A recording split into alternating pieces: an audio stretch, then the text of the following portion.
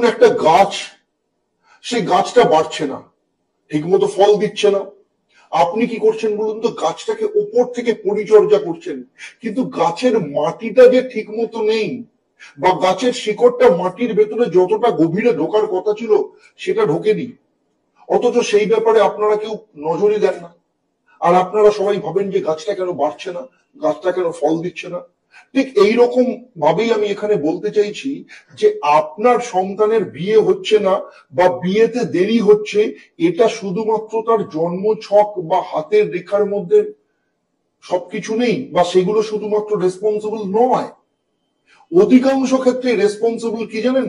আপনার বাস্তু, মানে আপনি যেখানে থাকেন, আপনার নিজের বাড়ি হতে পারে, আপনার ভাড়া বাড়ি হতে পারে, কিংবা আপনি কোনো ফ্ল্যাটে থাকতে পারেন। তো যেখানেই থাকুন না কেন, একটা রাত্রিও জানবেন যেখানে কাটান সেটাই আপনার বাস্তু। বিয়েতে তিনটে ফ্যাক্টর কাজ করে। প্রথম ফ্যাক্টরটা কি? সেটা হচ্ছে, প্রথমেই যেটা হয় সেটা হচ্ছে বিয়ে হওয়ার জন্য একটা সম্পর্ক তৈরি হওয়া, সেখানে কানেক্ট হওয়া। এই যে সামাজিক সম্পর্ক তৈরি হওয়াটা, যে কানেক্ট হওয়া, এই কানেকশনটা ঠিক মতো তৈরি হয় না বলে বিয়েটা ঠিক মতো সময় হচ্ছে না। এবং বৈদিক শাস্ত্রে আর্যমা দেবতাকে পূর্ব দিকের দেবতা হিসাবে ধরা হয় এবং তাকে এর জন্য রেসপন্সিবল মানা হয়। অর্থাৎ সম্বন্ধ বা সংসারের সাথে সম্পর্ক করার ক্ষেত্রে এই দেবতা ভীষণভাবে রেসপন্সিবল থাকেন। সংসারের বৃদ্ধিকে আগে নিয়ে যাওয়ার জন্য, অর্থাৎ সম্বন্ধ যখন হচ্ছে না, তার মানে সোশ্যাল অ্যাসোসিয়েশন ঠিক মতো কানেক্ট হচ্ছে না। আর বিয়ে হওয়া মানে কোনো মঙ্গলকারী বা মাঙ্গলিক কাজ হওয়া। অনেক ক্ষেত্রে অগ্নিকে সাক্ষী রেখে বিয়ে করা হয়, অর্থাৎ কোনো মাঙ্গলিক কাজ বা বিয়ে দক্ষিণ দিশা বা সাউথ ডিরেকশন তার জন্য রেসপন্সিবল থাকে। আর যাদের বিয়েতে অগ্নি সাক্ষী, যেমন সনাতন ধর্মে অগ্নি সাক্ষী করে বিয়ে করা হয়, তাদের দক্ষিণের সাথে সাথে দক্ষিণ পূর্ব দিক অর্থাৎ সাউথ ইস্ট ডিরেকশন তার জন্য রেসপন্সিবল থাকে। এক্ষেত্রে যদি দক্ষিণ দিক কিংবা দক্ষিণ পূর্ব দিক কোনো কারণে কাটা থাকে, ছোট থাকে, তার মানে কি হতে পারে বলুন তো? আপনার সন্তানের বিয়ের ক্ষেত্রে বিয়ের যৌতুক চাইবে। আর যদি দক্ষিণ দিক বা দক্ষিণ পূর্ব দিক অতিরিক্ত পরিমাণে বাড়ানো থাকে, ব্যালেন্স না থাকে, ব্যালেন্স কিভাবে হবে সেটাও আমি ভিডিও শেষে আলোচনা করব। তাহলে আপনার কাছ থেকে ডাইরেক্ট যৌতুক থাকবে না, কিন্তু ইনডাইরেক্টলি কি বলবে বলুন তো? অনেকে এটা শুনে থাকেন, বলবে যে বিয়েটা দেখবেন এমন ভাবে যেন হয় দুজনের পরিবারের সম্মান যেন বজায় থাকে। মানে আমি ডাইরেক্টলি যৌতুক চাইলাম না, কিন্তু উল্টো দিক থেকে ইনডাইরেক্টলি আপনার কাছ থেকে চাওয়ার একটা রাস্তা তৈরি করে রাখলাম। আমি আগেই বলেছি তিনটে কোণ বা অ্যাঙ্গেল বিয়ের ক্ষেত্রে রেসপন্সিবল থাকে। তার মধ্যে ফার্স্ট কি বললাম? পূর্ব অর্থাৎ আর্যমা দেবতা, আর দক্ষিণ পূর্ব কোণের দেবতাকে অগ্নিদেব, আর সাউথ ওয়েস্ট ডাইরেকশন যাকে পিতৃস্থান বলা হয় বা পূর্বপুরুষদের জায়গা। কারণ পূর্ব ডাইরেকশন আপনাকে কি করে? সমাজের সাথে কানেক্ট করে। যখন আপনি বলেন যে কোনো ভালো সম্বন্ধ আসছে না, তার মানে সমাজের সাথে আপনার কানেক্টিভিটির অভাব ঘটেছে। এরকম অনেক ক্ষেত্রেই দেখা গেছে, ধরুন আপনি আপনার ছেলে বা মেয়ের সম্বন্ধ খুঁজছেন, তো যেখানে সম্বন্ধ করেছেন বা কোনো পরিবার থেকে আপনার সন্তানের ব্যাপারে কোনো এনকোয়ারি করছে, আপনার পরিচিত বা আশপাশের কেউ সেটাকে কোনো না কোনো ভাবে ভাঙচি দিচ্ছে। এরকম ঘটনা অনেকেই আপনারা এক্সপিরিয়েন্স করেন। তো আমার কাছে এরকম প্রচুর মানুষ আছেন কিন্তু যারা বলেন যে এই ঘটনা ঘটেছে। আমার মনে হয় এই ভিডিওটা যারা শুনছেন, ওপারে যারা রয়েছেন, তাদের অনেকের ক্ষেত্রে কিন্তু এই ধরনের এক্সপিরিয়েন্স রয়েছে। তাই সেক্ষেত্রে ধরে নিতে হবে কোথাও না কোথাও আপনার বাড়ির বাস্তুতে পূর্ব দিক অর্থাৎ আর্যমা দেবতা যে স্থানে অবস্থান করেন সেই স্থান অশুভ। একই রকম ভাবে আপনার সন্তানের হাতে রবি রেখা কোনো না কোনো ভাবে ভাঙা রয়েছে, বা তার উপর কোনো না কোনো ক্ষেত্রে ক্রস চিহ্ন রয়েছে। সাউথ ওয়েস্ট ডিরেকশন পিতৃস্থান বা পিতৃপুরুষের স্থান। অ্যাকচুয়ালি এই জায়গায় কিন্তু রেসপন্সিবল বিয়ে না হওয়ার জন্য, বিয়ে দেরিতে হওয়ার জন্য, আবার ঠিক মতো বিয়ে হওয়ার জন্য, ঠিক সময় বিয়ে হওয়ার জন্য, ঠিক পরিবারে বিয়ে হওয়ার জন্য। অর্থাৎ যখন পূর্বপুরুষ সন্তুষ্ট হয়, পূর্বপুরুষের আশীর্বাদ বা সুখ পাওয়া যায়, তখনই কোনো মাঙ্গলিক কাজ বা বিয়ে সম্পন্ন হয়। কারণ আমাদের ভেতরে যে ডিএনএ থাকে, জিন থাকে, যা লক্ষ লক্ষ বছর ধরে বংশ পরম্পরায় চলে আসছে, আমাদের বিভিন্ন সমস্যা, ঝড় বৃষ্টি প্রতিকূলতাকে বাঁচিয়ে বংশকে এত দূর পর্যন্ত নিয়ে এসছে।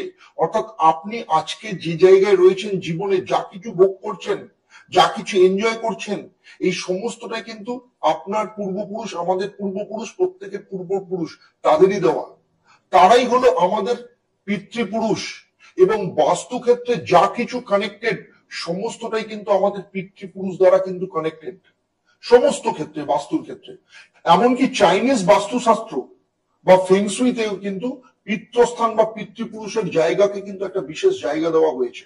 যে পিতৃপুরুষের সম্মান করে সে জীবনে সুখ, শান্তি, সফলতা সমস্ত কিছু কিন্তু ভোগ করে। আমাদের সনাতন ধর্মে পিতা এবং গুরুকে একই জায়গায় রাখা হয়েছে।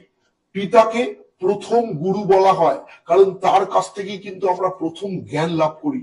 আবার সুফি মতবাদে গুরুকে কিন্তু মুর্শিদ বলা হয়, সেখানেও গুরুকে একটা বিশেষ জায়গা দেওয়া হয়েছে। সুতরাং যাদের বাস্তুতে দক্ষিণ পশ্চিম ডাইরেকশন স্ট্রং থাকে, তাদের বাকি 15টা ডাইরেকশনও কিন্তু ব্যালেন্স করতে খুব একটা সমস্যা হয় না। অর্থাৎ কেবলমাত্র একটাই জোন আছে বাস্তুতে। অর্থাৎ কারোর যদি পিতৃস্থান বা পিতৃপুরুষের স্থান যদি স্ট্রং হয়, তাহলে তার ভিত অত্যন্ত মজবুত হয়, তাকে কোনো কিছুতে সহজে টলানো যায় না। সুতরাং ওই জোন যদি সেট থাকে, ওই জোন যদি স্ট্রং থাকে, তাহলে বাকি 15টা জোন কিন্তু ব্যালেন্স হয়ে যায়। সেটা কি বলুন তো? South West zone. মুশকিলটা কোথায় জানেন তো? অনেক ক্ষেত্রে দেখা গেছে সাউথ ওয়েস্ট জোনকে বাস্তু পুরুষের মুখ বা রাক্ষসের মুখ বলে অনেকে সেখানে টয়লেট বানানোর জন্য রেকমেন্ড করে। সুতরাং না মুখের দিক অর্থাৎ সাউথ ওয়েস্ট জোন বা পায়ের দিক অর্থাৎ নর্থ ইস্ট জোন, কোনোটাই কিন্তু টয়লেট বানানোর জন্য উচিত নয়। আমি দেখেছি কেবলমাত্র এই জোন যদি ব্যালেন্স হয়, কিভাবে ব্যালেন্স করবেন? টোটাল 16টা জোনকে, যেটা আগেই বলেছিলাম যে শেখাবো আপনাদের ব্যালেন্স কি করে করতে হয়, টোটাল 16খানা জোনের যদি অ্যাভারেজ এরিয়া আপনি বার করেন, তাহলে অ্যাভারেজ এরিয়া অনুযায়ী এক্স্যাক্টলি যতটুকু জায়গা হওয়া উচিত এক একটা জায়গা, ঠিক সেই জায়গাটা যদি সাউথ ওয়েস্ট এরিয়া থাকে এবং সেখানে যদি সবুজ রং না থাকে, অর্থাৎ সেখানে যদি এভাবে কোনো ইমব্যালেন্স না থাকে, তাহলে বাস্তুক্ষেত্রে 60 to 70% সমস্যা এমনিতেই কভার হয়ে যায়। সুতরাং সাউথ ওয়েস্ট জোনকে যদি আপনি ব্যালেন্স করেন, সেখানে যদি হলুদ রং বা সেই অনুযায়ী রং অ্যাপ্লাই করেন, সেখানে যদি লাভ বার্ড বা আপনার পিতৃপুরুষের ছবি লাগান, কিংবা আপনার পরিবারের ফটোগ্রাফ যদি লাগান, যদি পরিবারের ফটো বা বিয়ের ফটো আর্থ রং গোল্ডেন ফ্রেম করে যদি সেখানে সেই জোনে লাগিয়ে দিতে পারেন, নাম্বার 1। নাম্বার 2, আর কি করতে পারেন? সাউথ ইস্ট জোন বা অগ্নিকোণে যদি ফায়ার কালার বা লাল রং অ্যাড করতে পারেন, আর পূর্ব দিকে যদি গ্রিন প্ল্যান্ট গাছ যদি লাগাতে পারেন, এই 3টে ছোট ছোট উপায় যদি অ্যাপ্লাই করতে পারেন, তাহলে বিয়ের ক্ষেত্রে যে বিয়ে হতে দেরি হচ্ছে, বিয়ে ঠিক মতো হতে চাইছে না বা ঠিক মতো পরিবারের সাথে কানেক্ট হচ্ছে না, এই সব জিনিস কিন্তু ঠিক হয়ে যাবে এবং ভালো পরিবারে বিয়ে হবে, সেই সাথে ভালো লোকের সাথে সঙ্গত হবে এবং ভালো বংশ বৃদ্ধি হবে। এতক্ষণ পর্যন্ত আপনাদের সাথে আমি আলোচনা করলাম যাদের ক্ষেত্রে বিয়ে নিয়ে প্রচুর দেরি হচ্ছে বা বিয়ে হতে চাইছে না, বয়স বেড়ে যাচ্ছে, তারা বাস্তুক্ষেত্রে এবং তার জন্মছক ও হাতের কোন কোন সমস্যার জায়গা ঠিক করবেন, এবং ঠিক করলে তাদের বিয়েটাকে খুব তাড়াতাড়ি এবং ঠিক সময় বিয়ে হয়, এবং সব জায়গায় যখন সানাই বাজছে, আপনার বাড়িতেও ঠিক সময় সানাই বাজবে। পুরো আলোচনাটা যদি আপনাদের ভালো লাগে, অবশ্যই আমাকে কমেন্ট করে জানাবেন, এবং যদি আরো ভালো লাগে তাহলে অন্যদের শেয়ার করবেন। হতে পারে আপনার একটা শেয়ার তাদের লাইফ চেঞ্জ করে দিতে পারে। কিংবা আরো যদি কোনো বিষয় যদি জানার থাকে, অবশ্যই আমাকে কমেন্ট করে জানান, আমি চেষ্টা করব ভবিষ্যতে তার উপর ভিডিও বানানোর জন্য। আর যারা আমার এই ভিডিওটা আমার ইউটিউব চ্যানেলে দেখছেন কিন্তু এখনো পর্যন্ত চ্যানেলটাকে সাবস্ক্রাইব করেননি, আমি বলবো চ্যানেলটাকে সাবস্ক্রাইব করুন। আর যারা ফেসবুকে দেখছেন, অবশ্যই আমার ফেসবুক পেজটাকে লাইক ও ফলো করুন। আজকের মতো আপনাদের কাছ থেকে বিদায় নেব। আবার আপনাদের সাথে দেখা হবে এইরকমই নতুন কোনো সমস্যার সমাধান নিয়ে, আপনাদেরই কোনো প্রশ্নের উত্তর নিয়ে। আপনারা সবাই ভালো থাকবেন, সুস্থ থাকবেন, শান্তিতে থাকবেন, পরিবারের সাথে একসাথে থাকবেন।